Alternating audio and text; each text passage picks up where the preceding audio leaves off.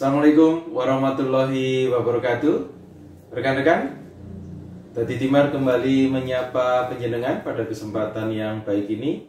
Saya Eko Muryanto kembali dengan konten di Dadi Timar. Alhamdulillah pada kesempatan ini bisa membuat konten. Dan sebelum saya ulas apa yang akan saya sampaikan, saya ingin menyapa penjenengan yang baru saja bergabung dengan Dadi Timar.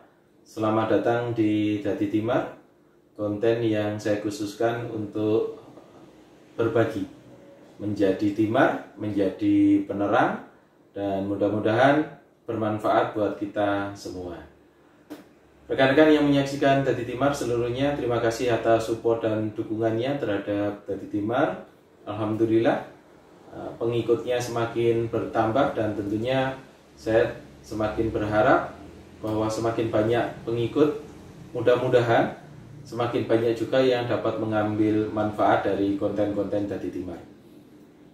Hari ini rekan-rekan, saya ingin menyampaikan terkait dengan BLT-DD, dan alhamdulillah ini sebagai informasi buat rekan-rekan, saya tujukan untuk seluruh Bapak Ibu Kepala Desa dan Bapak Ibu Camat, khususnya yang berada di Kabupaten Magetan, Provinsi Jawa Timur, dan juga untuk rekan-rekan yang menyaksikan dan setia dengan Dadi Timar. Ini sebagai tambahan referensi, tambahan informasi yang semoga bermanfaat. Alhamdulillah di bulan Januari, dana desa untuk Kabupaten Magetan ini sudah berproses dan cair. Tentunya percepatan pencairan dana desa ini diharapkan juga dana desa ini dapat memutar roda perekonomian yang ada di desa, kemudian membawa efek terkait dengan pemberdayaan masyarakat yang ada di desa. Dan ketika konten Dadi Timar ini saya buat, sudah 100% dana desa tahap 1 di Kabupaten Magetan termasuk BLT-nya ini sudah salur, alhamdulillah, dan Magetan masuk dalam 4 kabupaten tercepat di Jawa Timur yang berhasil mencairkan dana desa di bulan Januari. Ini tentunya tidak lepas dari dukungan dan kerjasama dari seluruh teman-teman saya, baik Bapak Ibu Camat dan Bapak Ibu Kades yang ada di Magetan. Dan saya tentunya berharap dana desa ini bisa menjadi program pengungkit, bisa menggerakkan lebih cepat lagi roda perekonomian di tengah pandemi COVID-19 ini, sehingga kehadiran pemerintah ini bisa benar-benar dirasakan oleh masyarakat, khususnya di awal semester tahun 2022, di mana kita masih berada di pandemi COVID ini. Dan tentunya kita selalu berharap semoga situasi ini kita bisa segera lalui dan keluar dari pandemi COVID-19. Rekan-rekan, beberapa waktu yang lalu saya mengikuti kegiatan di pemerintah Provinsi Jawa Timur bersama dengan Bapak Bupati Magetan dan Kepala Dinas BPKAD.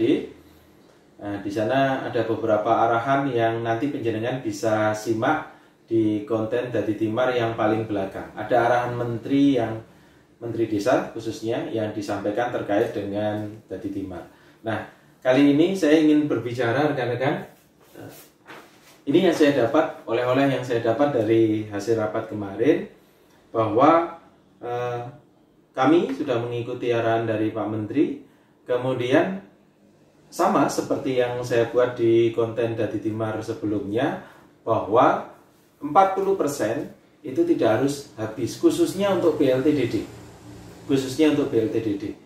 Nah, kemudian muncul beberapa tanggapan dari teman-teman terkait dengan 40% ini. Karena kalau dipaksakan, artinya dipaksakan memburu target 40%, kami juga khawatir tidak tepat sasaran. Apalagi ini PKH, BPNT yang dari Kementerian Sosial sudah disalurkan tahun ini lewat kantor pos. Nah, tentunya bantuan-bantuan pemerintah ini diharapkan juga menjadi stimulan untuk memutar perekonomian yang ada di masyarakat. Nah, kenapa saya sampaikan ini rekan-rekan? Karena memang banyak kebingungan. Begitu kalau di Magetan, Siskuides sudah kami tutup. Kemudian di dalam Siskuides itu, dalam perkadesnya yang dilampirkan itu by name by address-nya, artinya nama dan alamat penerima BLTDD itu harus dicantumkan. Dan menurut arahan Pak Menteri bisa bertambah, bisa juga berkurang menyesuaikan kondisi real yang ada di tiap-tiap desa. Nah, dalam kesempatan itu disampaikan terkait dengan BLTDD, artinya ada keraguan dari teman-teman bagaimana kalau situasinya, dan kita pahami, yang saya tahu di Kabupaten Magetan angka 40% ini ada memang beberapa desa yang melampaui, tapi semangatnya adalah semangat dari pemerintah untuk peduli kepada masyarakat, khususnya warga yang kurang beruntung, KPM yang belum menerima sentuhan bantuan dari masyarakat. KPM ya, artinya yang memenuhi, benar-benar memenuhi kriteria, itu yang akan menerima BLTDD. Nah, pada kesempatan ini saya ingin mengutip, ini sudah saya print, nanti saya akan sampaikan ke penjenengan, surat dari Badan Pengawas Keuangan dan Pembangunan, Deputi Bidang Pengawasan Penyelenggaraan Keuangan Daerah. Jadi dari BPKP, khususnya di Deputi Bidang Pengawasan Penyelenggaraan Keuangan Daerah, di sana menyampaikan pembahasan permasalahan alokasi BLTDD 40% dari total pagu dana desa setiap desa tanggal 18 Februari 2022. Jadi inti dari surat ini rekan-rekan, yang pertama, ini saya bacakan dulu garis besarnya, kemudian nanti kita ulas, dan di akhir konten ini nanti akan saya sampaikan statement Pak Menteri Desa. Jadi Gus Menteri nanti akan menyampaikan di statementnya, yang ini saya ambil pada saat kami rapat,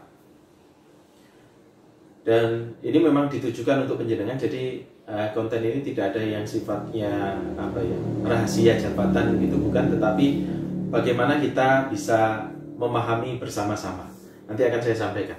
Sebelumnya saya mau izin ini minum dulu, soalnya ngomong terus dari pagi.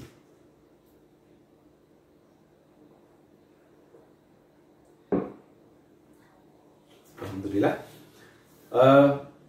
Yang ingin saya sampaikan yang pertama adalah semangatnya. Pemerintah menggariskan bahwa semangatnya 40% BLTDD ini untuk mengangkat angka kemiskinan. Tapi bagaimana kalau kurang dari 40%, maka jangan dipaksakan menyentuh 40%. Sama seperti konten yang saya buat sebelumnya, silahkan penjenengan review konten dari Timur tentang BLTDD, dan alhamdulillah sampai dengan saat ini konten itu masih sejalan dengan kebijakan pemerintah yang tertuang di dalam surat ini. Jadi pemerintah desa ini wajib mendata KPM BLT desa di desanya masing-masing sesuai dengan Peraturan Presiden 104 tahun 2021 tentang rincian APBN tahun anggaran 2022. Hasil penetapan KPM BLT desa ini dilaporkan kepada Bupati.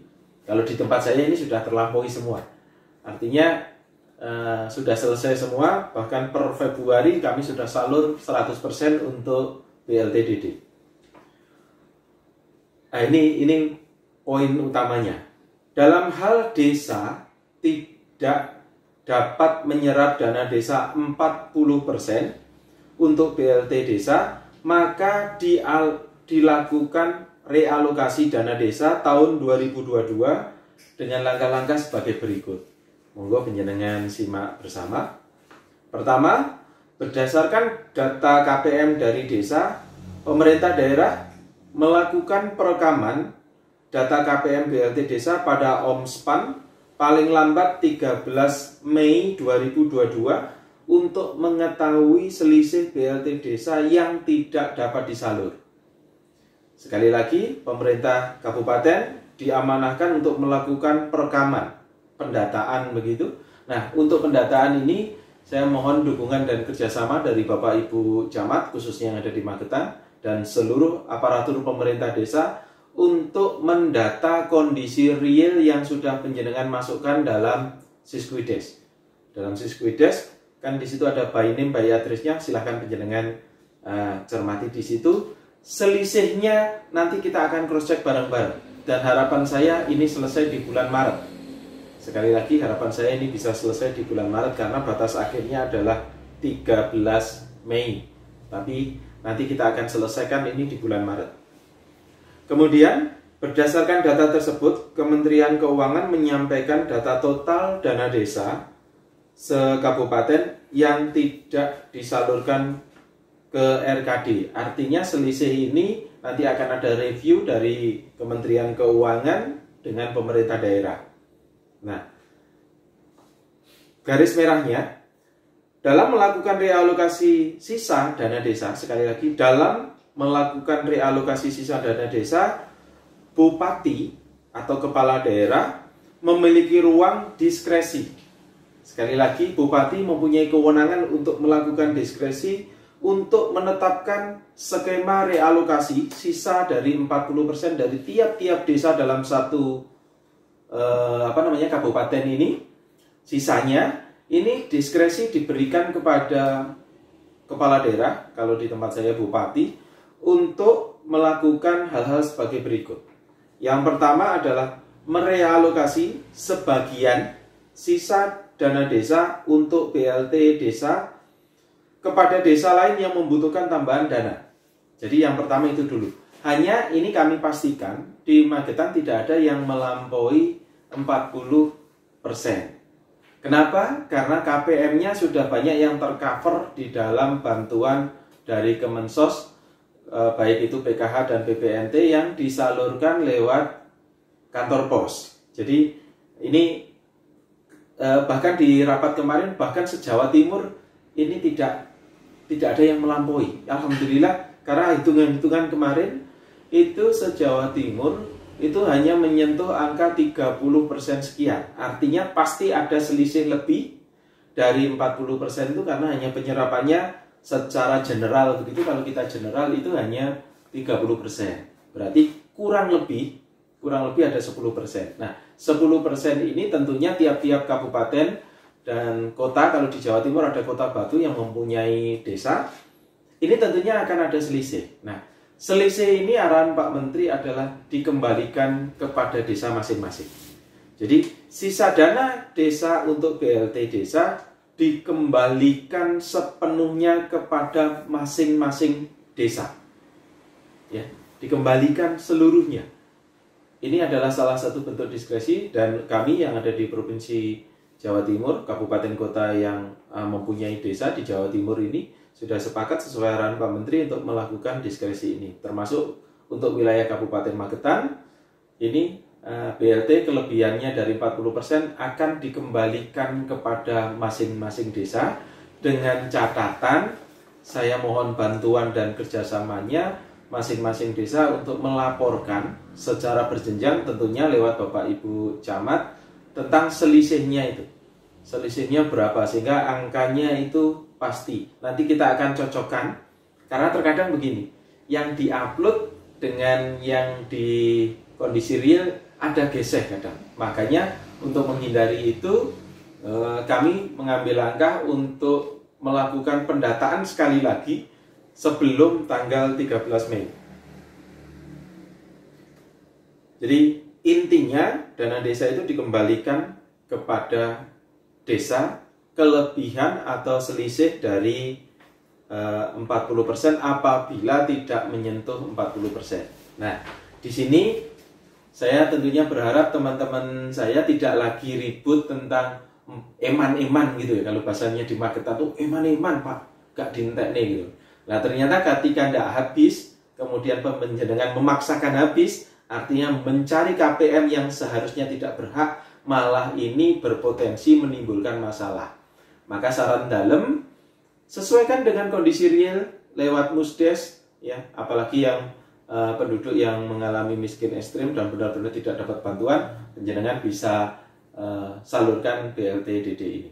Nah, untuk melengkapi penjelasan saya, berikut ini akan saya cuplik gitu ya. Akan saya cuplik arahan Bapak Menteri Desa pada saat rapat sebagai berikut. Monggo penjenengan Simak dulu. Kepada Bupati Magetan atas pencapaian pencairan dana desa tercepat di Jawa Timur sebanyak 24 desa.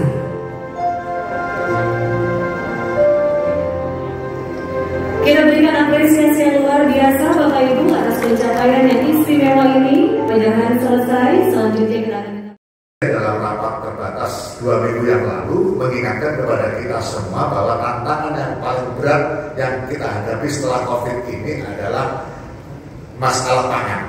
Oleh karena itu Pak Presiden betul-betul menekankan agar ini diantisipasi betul. Nah, 20% itu termasuk bagian dari antisipasi berbagai permasalahan yang terkait dengan kebutuhan pangan pada waktu-waktu yang akan datang. Nah, yang 40% ini kalau mungkin ada di slide bisa ditayangkan edaran atau surat dari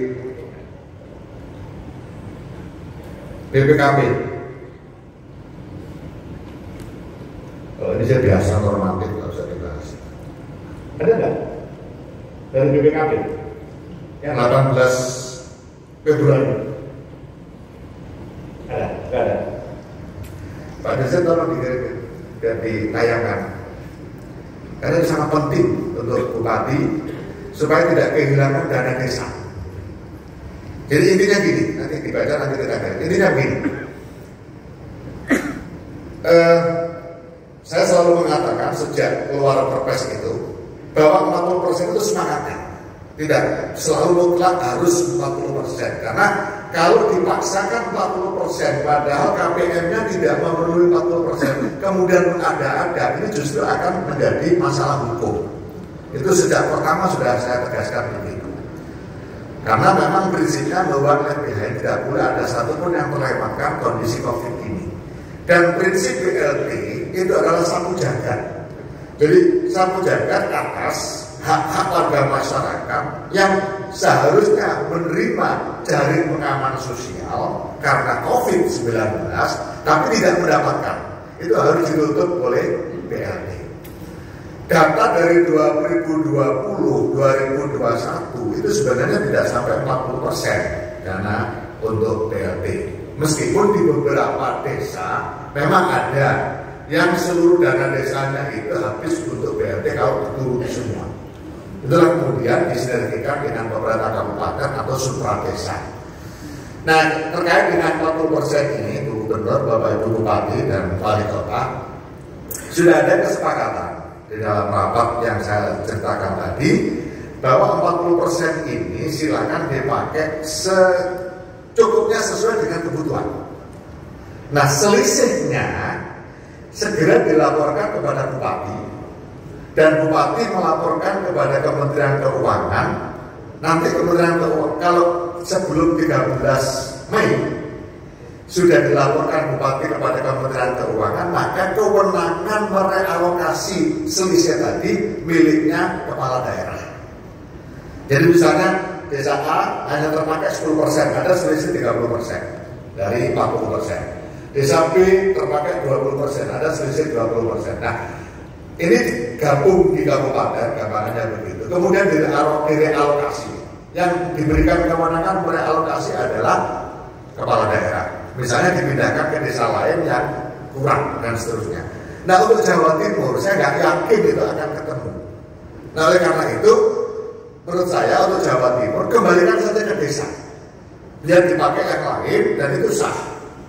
Sehingga tapi jangan terlambat 13 Mei 2022. Karena kalau terlambat 13 Mei 2022 itu akan kewenangannya diambil oleh Kementerian Keuangan. Nah, kalau sudah diambil Kementerian Keuangan, terserah mau diapakan oleh Kementerian Keuangan. Ini yang paling penting yang perlu kami sampaikan pada kesempatan malam hari ini. Ini poin-poinnya.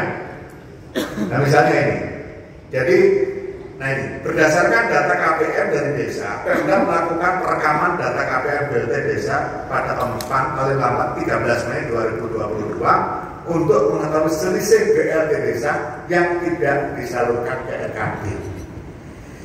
Nah, supaya tidak hilang, saya hanya mohon kepada Pak Bupati, Ibu Bupati dan Wali Kota Batu kembalikan saja ke desa, tapi jangan terlambat dari 13 Mei supaya duit itu utuh lagi menjadi haknya desa. Ini menurut saya sangat penting, ya memang ini ditunggu-tunggu oleh kepala desa. Bagaimana dengan desa yang tidak bisa mengalokasikan 40% dari dana desa di wilayahnya untuk BLT. Bapak Ibu sekalian yang saya hormati, menurut saya itu sih yang paling penting, karena yang lain-lain sudah selesai semua di Jawa Timur, tinggal percepatannya aja. Dan mudah-mudahan apa yang menjadi ikhtiar kita, khususnya gubernur dan bupati, wali kota yang ada desanya di 2022 ini, nanti pada Susenas betul-betul terjadi penurunan kemiskinan yang signifikan di Jawa Timur. Mudah-mudahan menjadi juara pertama penurunan kemiskinan se-Indonesia untuk Provinsi Jawa Timur. Terima kasih Bapak sekalian, Gubernur, sekali lagi terima kasih atas kesempatan yang diberikan kepada kami, dan terima kasih atas dukungannya sehingga kegiatan pada malam hari ini bisa diselenggarakan oleh pemerintah Provinsi Jawa Timur. Wassalamualaikum warahmatullahi wabarakatuh.